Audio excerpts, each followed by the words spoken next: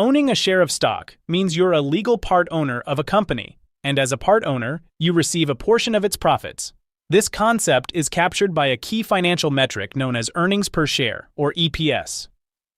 In today's video, we're going to break down the EPS formula, show you how to easily find this number in company reports, illustrate simple examples to get a clear understanding, explore what causes EPS to fluctuate over time, and share some useful tips to keep in mind when using this metric to evaluate stocks.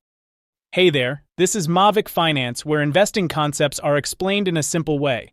But first, a quick disclaimer.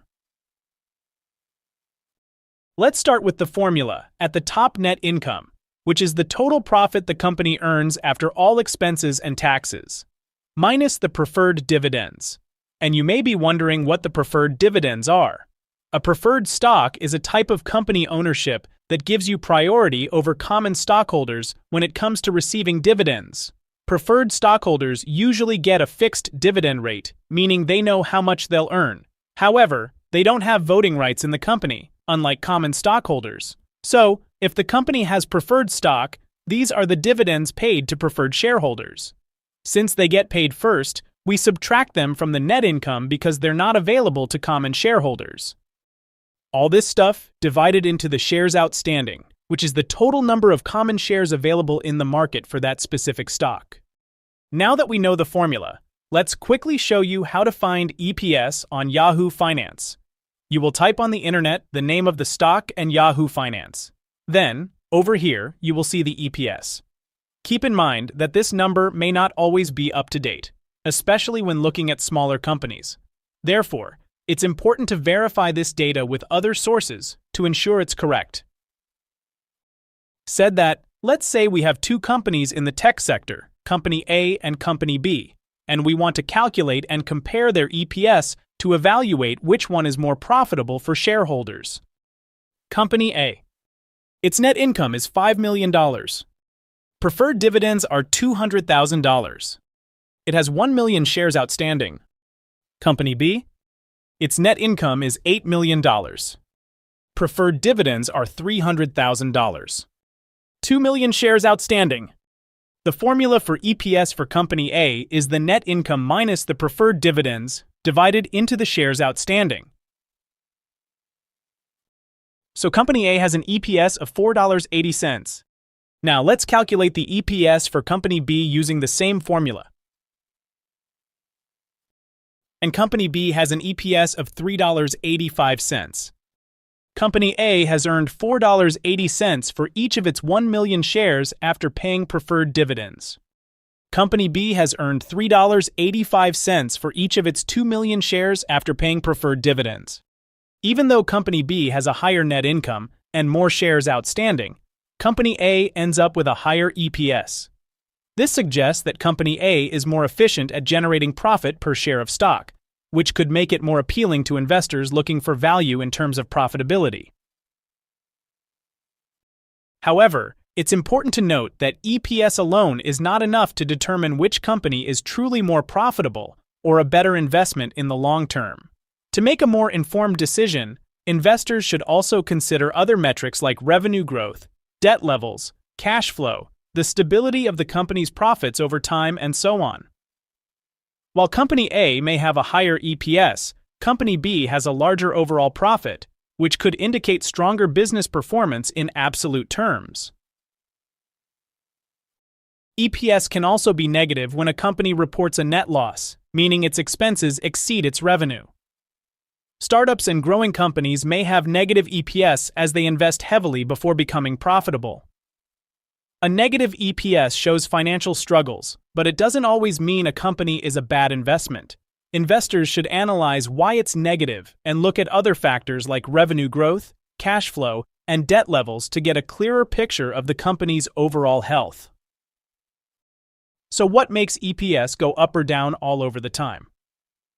There are two main factors to consider: the profit and the number of shares outstanding. If a company increases its net income, its EPS will rise. This could happen if sales go up, costs go down, or the company becomes more efficient. If the company decreases its net income, that would be bad news for investors because the EPS would also decrease. On the other hand, if a company issues more shares, the EPS could decrease because the same amount of earnings is now divided among a larger number of shares. Think of it like this. Imagine you're celebrating your birthday and more people are showing up throughout the evening.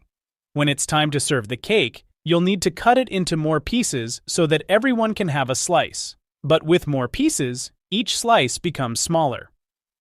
Similarly, when a company increases its shares, the earnings, which would be the cake, are divided into smaller portions, which means each share gets a smaller slice of the profit.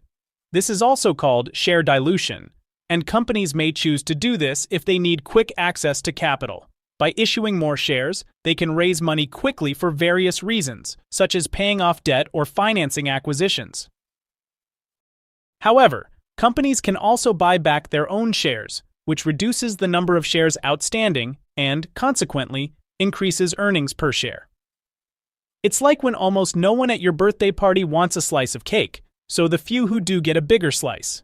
Similarly, when a company buys back its shares, the remaining shares are entitled to a larger portion of the company's profits, which boosts the EPS.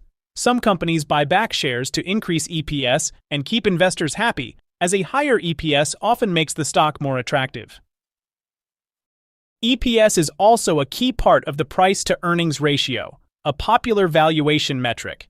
If you still don't know what price-to-earnings means, you'd better learn about it. So I will leave the video over here. Just make sure to watch it after this video. You won't regret it. The PE ratio compares a company's stock price to its EPS by dividing the price of the stock by the EPS. One of the most popular valuation metrics, I would say. So the higher the price of the stock is compared to its earnings, the more possibilities are that it could be overvalued.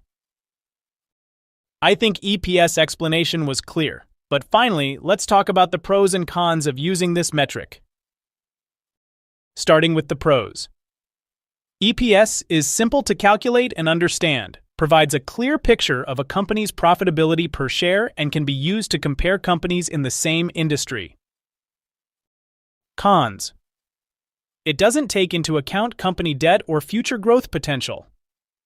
Companies with fewer shares outstanding may appear more profitable, even if their actual performance isn't as strong. EPS can be manipulated through accounting practices, so it's important to look at the rest of metrics.